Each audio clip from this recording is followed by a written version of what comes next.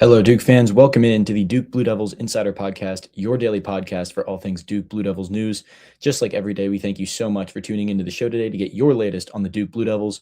My name is Hugh Strain, your daily host, as well as beat writer at Duke Blue Devils on SI. Happy to chat with you guys today, as well as every single day. Blue Devils are just a few days away from kicking off the 2026 NCAA tournament.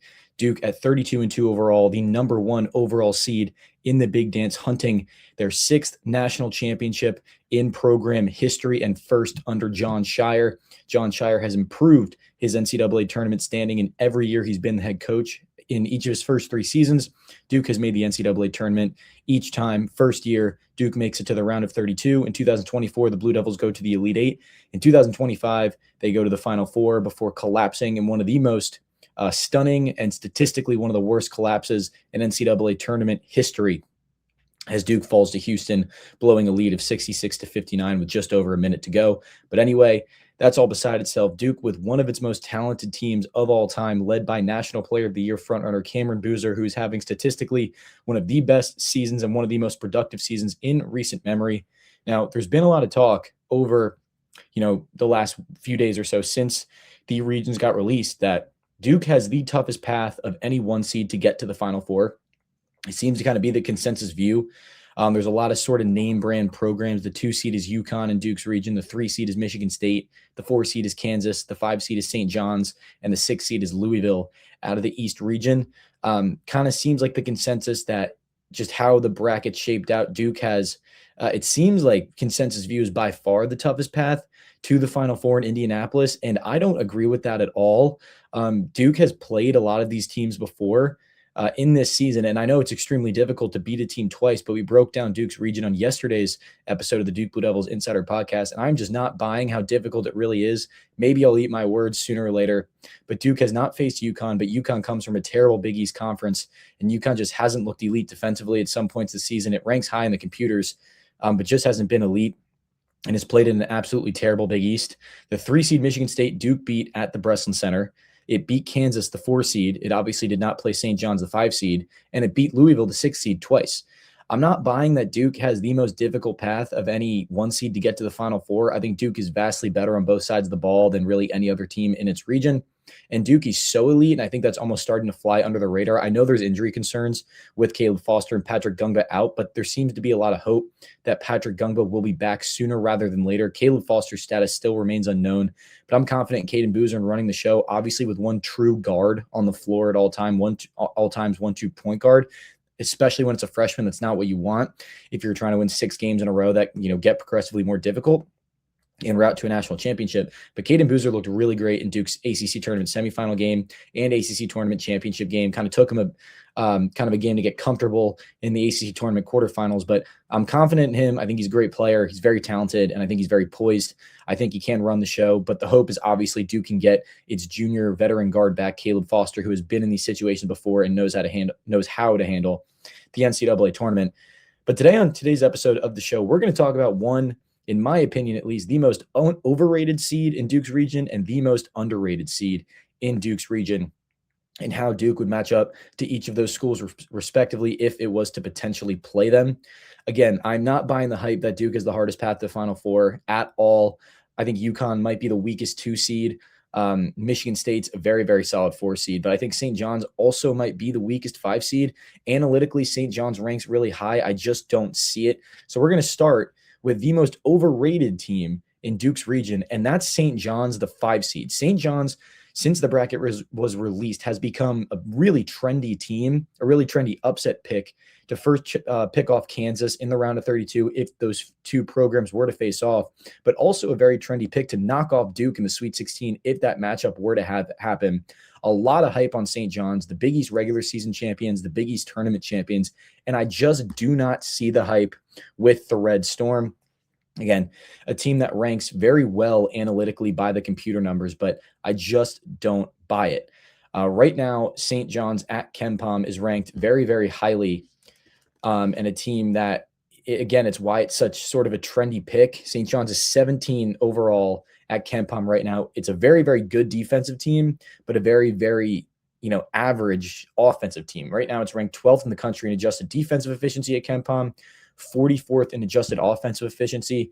The computer numbers rank it well, but it's not really that's not really where I'm going with this of why I think this team is extremely overrated. But it's really just the schedule it has played all season long. Right now, entering the NCAA tournament, St. John's is 16th in the net rankings. It's 5-5 in quad 1, 11-0 in quad 2, and has a quad 3 loss at home to Providence.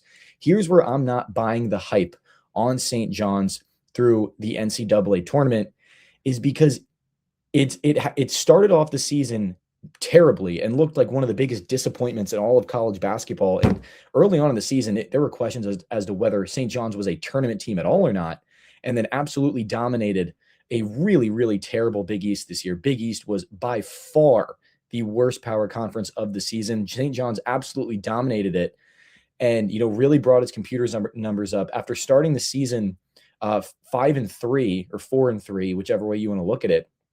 It finished the season 28-6 overall and 18-2 in league play. But again, ran through an absolutely terrible Big East.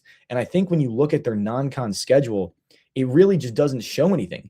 St. John's, in its out-of-conference schedule, it didn't beat a single tournament team outside of the Big East all season long. Its best non-conference win was against Baylor on a neutral floor based on KenPom. It lost to Alabama, Iowa State, Auburn, and Kentucky. Auburn, not a tournament team. Obviously, Alabama and Iowa State, two great teams. St. John's lost both those games, and it lost to Kentucky, which is a 7 seed in the NCAA tournament and a very middle-of-the-pack team out of the SEC. Kentucky, one of the most disappointing teams in college basketball this year after Mark Pope spent $22 million on his roster. The only power conference teams that St. John's beat outside of the Big East were Baylor and Ole Miss, two teams who did not make the NCAA tournament. Now, I understand the argument that teams get better as the season goes on, which is obviously true for great teams, especially ones coached by a legend like Rick Pitino. But the way St. John's handled the non-con, entered the Big East play at 8-4 overall, again, didn't really beat anybody of note, didn't beat a single tournament team outside the Big East. And then as soon as it got to Big East play, it seemed like it turned its season around, but the Big East was absolutely terrible this year. 7 of the 11 teams in the Big East finished below 500 overall, and only 4 programs in the Big East are ranked inside the top 80 of the net. It was just an absolutely dreadful conference. I do not buy it with St. John's whatsoever. I get it's talented. Zuby Ejiofor is absolutely fantastic. They have great presences down low with guys like Dylan Mitchell. The guard play is very suspect in my opinion. I think Dylan Darling is going to have to play very well for St. John's to make a run, but he's a bit hot and cold. Ian Jackson the same way, and same with Ozias Sellers. I don't buy the guard play. At the computers, St. John's ranks very, very highly, and it has good wins. It did beat UConn 2 out of the 3 times it played the Huskies, and I understand that. The one loss to Connecticut was a 72-40 loss. St. John's was absolutely abysmal from the field in the second half of that game, but just really no quality wins on the resume at all. Again, 5-5 in quadrant 1, and in a Big East that was so terrible this year, I just don't buy it. Maybe I'll eat my words in a few days or in a few weeks, but I do not see the hype with St. John's. I think the Johnnies are by far the most overrated team in Duke's region, and I think the most overrated team in the entire tournament. A lot of talk that they were extremely underseeded, and I just don't see it. The resume doesn't strike there for me. I am not bought in on St. John's whatsoever. And then moving in to a team I think is the most underrated squad in Duke's region, and this is also a trendy upset pick for a lot of fans. It's Ohio State, the 8 seed that Duke would face in the round of 32 if both of these schools win their respective round of 64 matchups. 8 seed Ohio State will take on 9 seed TCU. That'll be a phenomenal game in and of itself. And then assuming Duke handles Siena and Ohio State handles TCU, both teams will face in the round of 32 on Sunday. Ohio State will be a similar kind of makeup to a game of Duke's ACC tournament quarterfinals matchup against Florida State. Buckeyes, a weak defensive team, but an extremely high-powered offense. 17th nationally in adjusted offensive efficiency at KenPom, 54th in adjusted defense. But here's the main difference between St. John's and Ohio State, and it's really the main reason that I think St. John's is criminally overrated and why I think Ohio State, I mean, I say they're underrated, but they seem to be a very trendy upset pick, so they might not even be that overrated. But it's because the Buckeyes are battle-tested through the Big Ten. Ohio State's 29th in the net. It finished 5-11 in quadrant 1 and 4-1 in quadrant 2. Sure, it's a bad record, but it had so many opportunities in a Big Ten that was probably the second best conference in college basketball. The Big 12, Big Ten, and SEC were all very, very, very good, very, very deep.